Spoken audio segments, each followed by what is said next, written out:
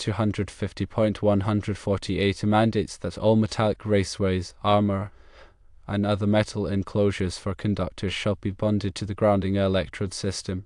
A pancake box is a metal enclosure for conductors, therefore it must be bonded to the equipment grounding conductor.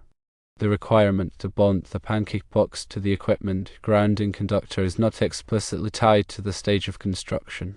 However, the bonding must be done in accordance with the provisions of this article. NEC 250.148b states that bonding connections shall be made or examined during each visit to the premises by an electrical inspector. This suggests that the bonding should be done before the final inspection. NEC 334.15b requires that insulated conductors of different systems shall not occupy the same enclosure unless separated by a permanent barrier. In this case, the sheathing on the Romex conductors provides a permanent barrier between the insulated conductors and the pancake box. Therefore, the requirement to protect the conductors is met.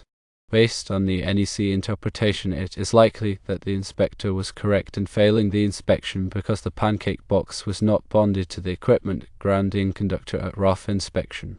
The equipment grounding conductor should have been bonded to the pancake box before the final inspection. It is important to note that different jurisdictions may have their own interpretation of the code. It is always best to consult with the local authority having jurisdiction for clarification.